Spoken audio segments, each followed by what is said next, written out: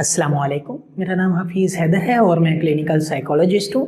आज मैं बात करने जा रहा हूँ नशे के मतलब, स्पेशली उसकी ट्रीटमेंट के मतलब जो लोगों के अंदर जो है गलत किस्म के तस्वुरात मौजूद होते हैं।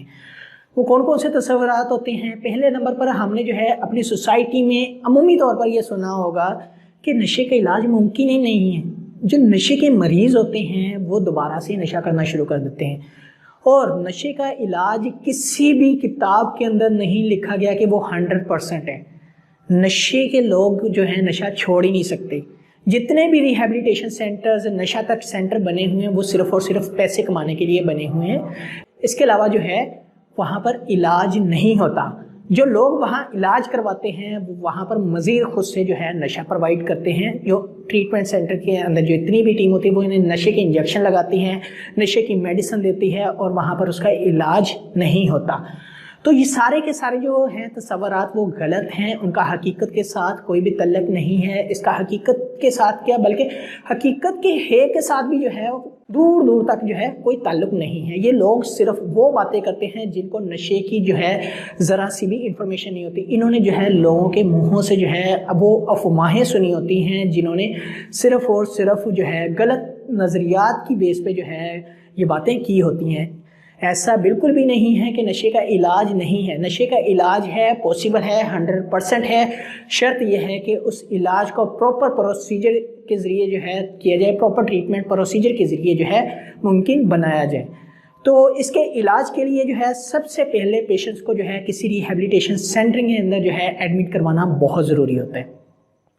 जब पेशेंट किसी रिहैबिलिटेशन सेंटर के अंदर जो है एडमिट हो चुका होता है तो उसके साथ ही उसकी सारी की सारी जो भी नशे की गैदरिंग होती है, नशा होता है, उसका वो घर तक महदूद रह जाता है। जहाँ पड़ा है वहाँ तक महदूद रह जाता है। उसको नशे से सेपरेट कर दिया जाता है। इवन के कोई भी नशावर अद्वियात नहीं दी जाती। इवन के सिंगल सिगरेट तक भी पेशेंट्स को नहीं दी जाती।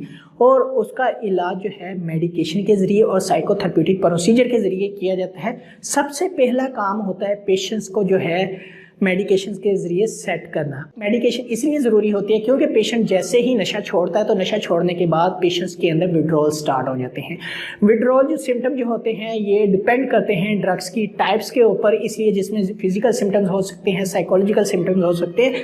तो मेडिकेशन के ज़रिए जो है इसके फिजिकल सिम्टम्स को कंट्रोल किया जाता है, जिसमें पेन हो सकती है, जिसमें नींद हो सकती है, जिसमें भूख हो सकती है, जिसमें कॉन्स्टिपेशन हो सकते हैं, जिसमें फीवर हो सकता है, जिसमें फ्लू हो सकता है और इसके अलावा और बहुत सारी जो है प्रॉब्लम्स हो सकती हैं। तो फिजिकल प्रॉब्लम्स को कंट्रोल करने के लिए जो है मेडिकेशन प्रिस्क्राइब की जाती हैं।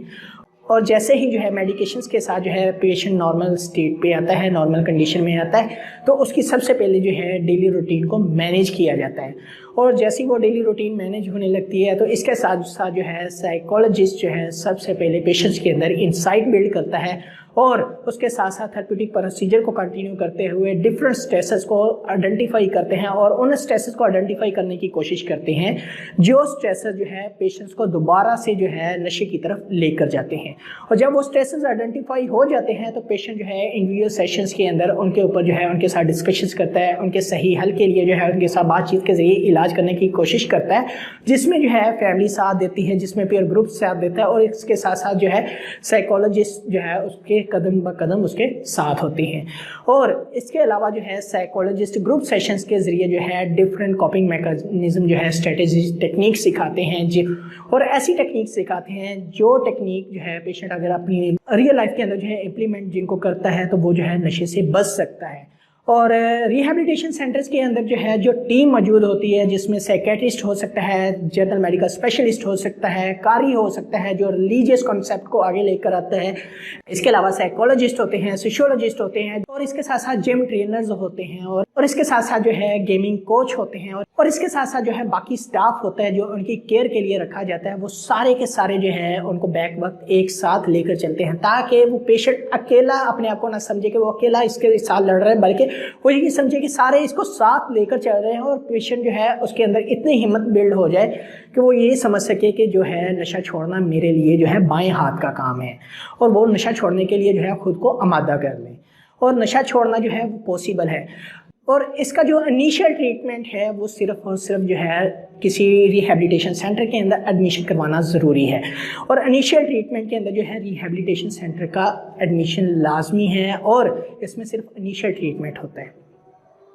रिहैबिलिटेशन सेंटर के अंदर जो ट्रीटमेंट किया जाता है ये पेशेंट्स का इनिशियल ट्रीटमेंट होता है, लेकिन जब पेशेंट जो है रिहैबिलिटेशन से रिकवर होकर वापस घर जाता है तो वहाँ जो है इसका असल ट्रीटमेंट शुरू होता है, जिसे हम सेकेंडरी और मेजर ट्रीटमेंट भी कह सकते हैं, जिसमें फॉलोअप प्लान्स होते हैं। तो बहुत सारी ऐसी फैमिलीज़ होती हैं जो सिर्फ और सिर्फ बेस करती हैं सिर्फ इनिशियल ट्रीटमेंट के ऊपर, और जो सिर्फ और सिर्फ इनिशियल ट्रीटमेंट के बाद जो है वापस फॉलोअप प्लान को फॉलो नहीं करती। उनके जो पेशेंट्स होते हैं, जो फैमिली मेम्बर्स होते हैं, उनको दोबारा से इस तरह की प्रॉब्लम फेस करने के चांसेस ज़्यादा होते हैं। और उस तरह के और जो शख्स जो पेशेंट जो है फॉलोअप प्लान को प्रॉपर्ली फॉलो नहीं करता वो दोबारा से नशे की तरफ जा सकता है।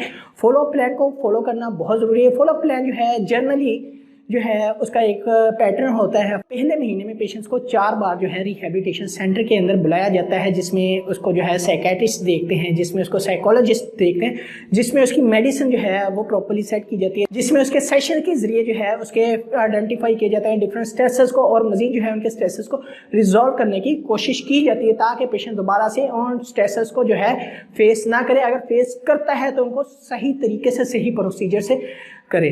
तो फॉलोअप प्लान में 1 महीने में 4 बार बुलाया जाता है, और उसके बाद जो है उसकी करंट सिम्टम जितनी अच्छी रिकवर होती है उसके बाद फॉलोअप प्लान को जो है चेंज किया जाता है, और दूसरे महीने में जो है 2 बार बुलाया जाता है, और तीसरे महीने में 1 बार। और जो फॉलोअप प्लान होता है वो 6 मंथ तक कंपल्सरी होता है, और 6 माह तक मुसलसल जो है एडमिशन के बाद जो है अगर पेशेंट अपने साइकोलॉजिस्ट, अपने साइकेट्रिस्ट से कंसर्न करता है, कांटेक्ट में रहता है और प्रॉपर उनके मुताबिक जो है अपनी ज़िंदगी को गुजारता है तो नशे से वो दूर रह सकता है। नशा छोड़ना जो है मुमकिन है, और नशे से इंसान दूर रहा जा सकता है। ये सिर्फ और सिर्फ गलत कॉन्सेप्ट हैं, गलत तस्वुरात हैं, जिनको जो है इंसान जितनी जल्दी हो सके वो अपनी ज़िंदगी से निकाल दे।